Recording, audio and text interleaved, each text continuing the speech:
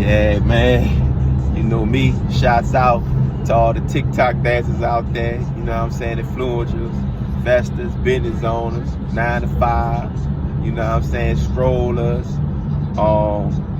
millionaires, billionaires, coaches, mentors, thought leaders, whatever you may be. You know it's crazy, bro.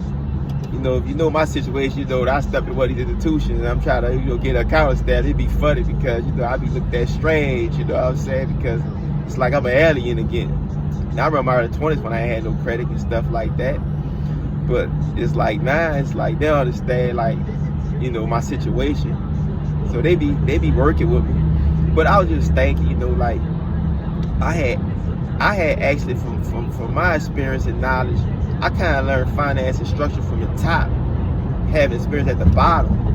And that's why I was so big on, like, getting from round to PG. But we know the last so many years, so many of our people that woke up in the so-called conscious realm of things, where they breaking the mold. So now what we doing, son, it's like they keep changing all the requirements and regulations to try to, stop this group of people. So that's why, I was so cocky and arrogant, like, and I still don't really care about personal credit, to be honest, because I understand equity financing, but temporarily I need to, get things going in different, areas of what I'm doing. But I was just thinking about that because, what happens is the phone flipped over, new to the driving wheel, huh? So what happened is, I understand, like, people have a lot of different experiences, different things of that nature.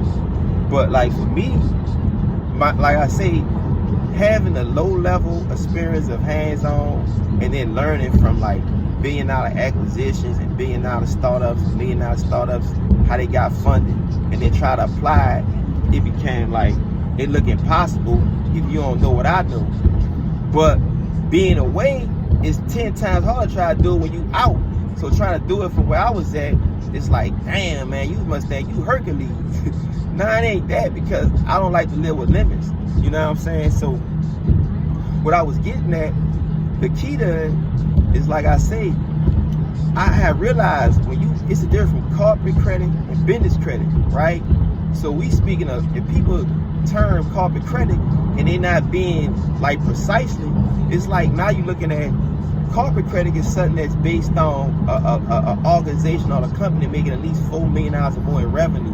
So when they going to get loans to a certain extent, per se, the founders, owners, and people in charge is not directly personal guaranteeing that stuff on a regular basis.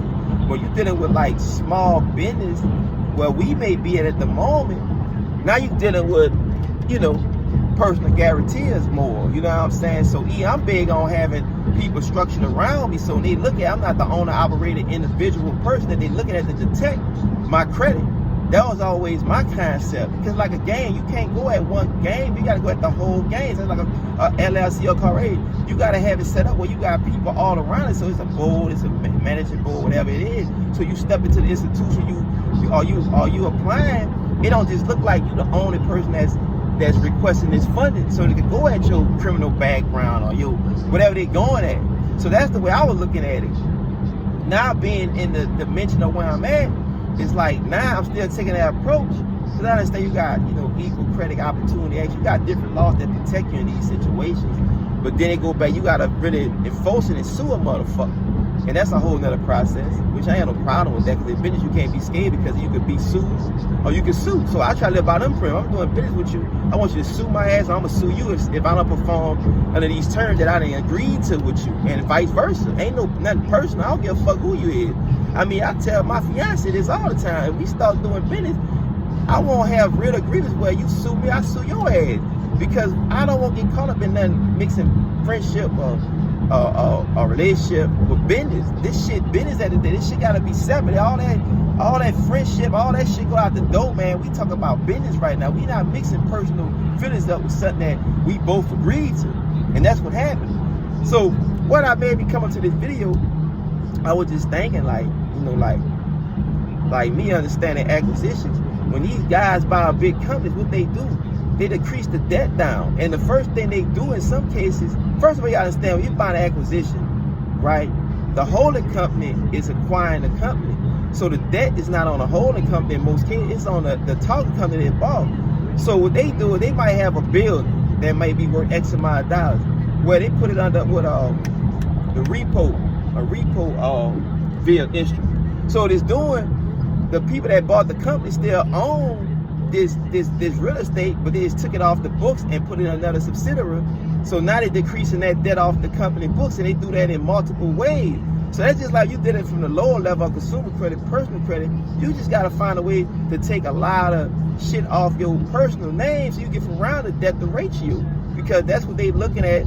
You know what I'm saying? Like, people always tell me, well, my debt to ratio, I got debt to ratio, and we understand that because, I had a partner who was applying some stuff, and when I start explaining that to me, like, that do make sense. So the catch is you start transferring, like properties and different, maybe mortgage, whatever it may be, that they could consider debt, because now it's in each entity. And that's why a lot of people that promote like different formation, which I would say corporate structures or different structures, that's why they big on tell you have separate LLCs. So you got multiple rental properties, you got multiple cars, you got all this stuff is spread out. Pretty much every vehicle, everything is a vehicle pretty much. That's pretty much an instrument, right?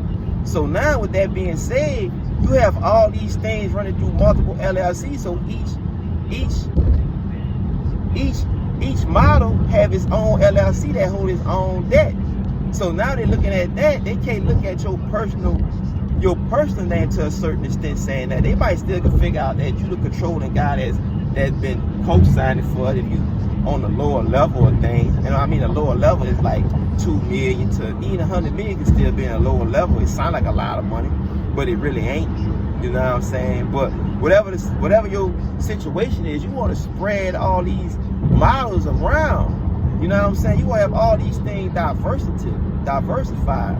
So not each business model that you running, if you got to borrow money on it or whatever you doing with it, it's like it's under its own structure. And that's one of the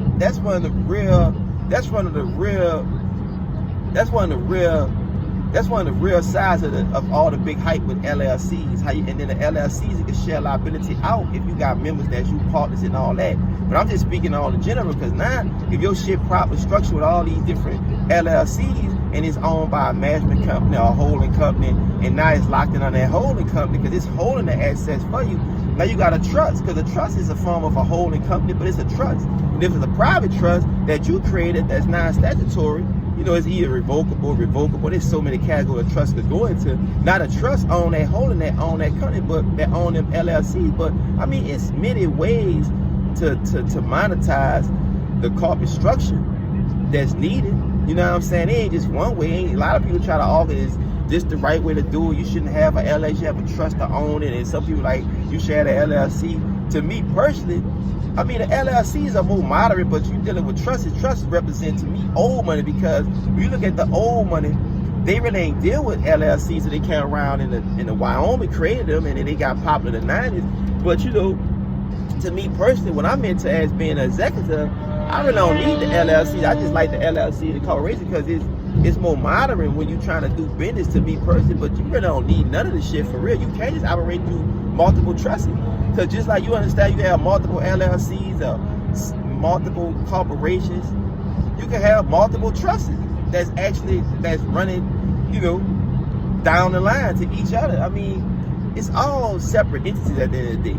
You know what I'm saying? You got, only thing different is, I don't see this too much on the trust, but a trust wasn't really a legal entity either, because it's under lawful.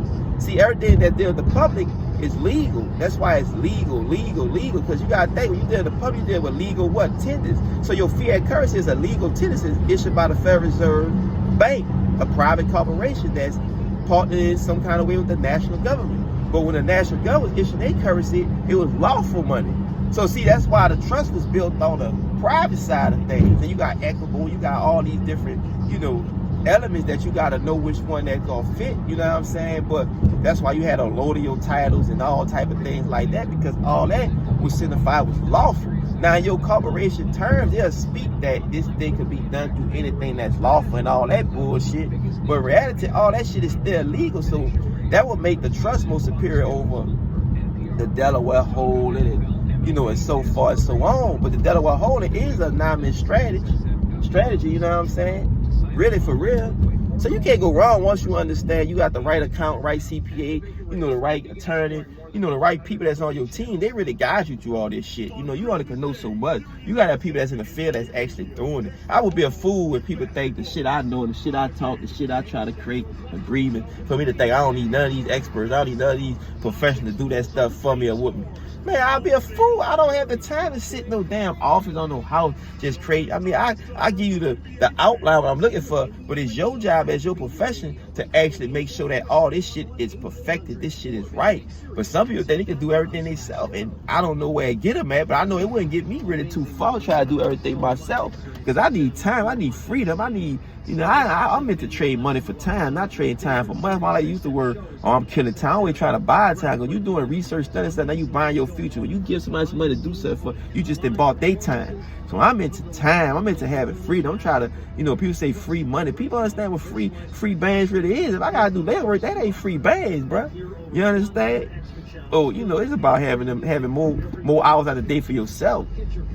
Not being what you saying, not starting a business, buying a business. You know, at the first 2 years, yeah, you might have to do everything in your power to get it established, get it started, and, you know, and build people around you and systems around you. But after that, man, nowhere in the world. I'm trying to be 2 years later, I'm still hands on. That's why I tell dudes, you ain't the man till you don't see the dope no more. And I mean that not just on the street, I mean legal. If I'm setting a private service 2, 3, 4 years down the line, I'm not supposed to be hands on with this product no more.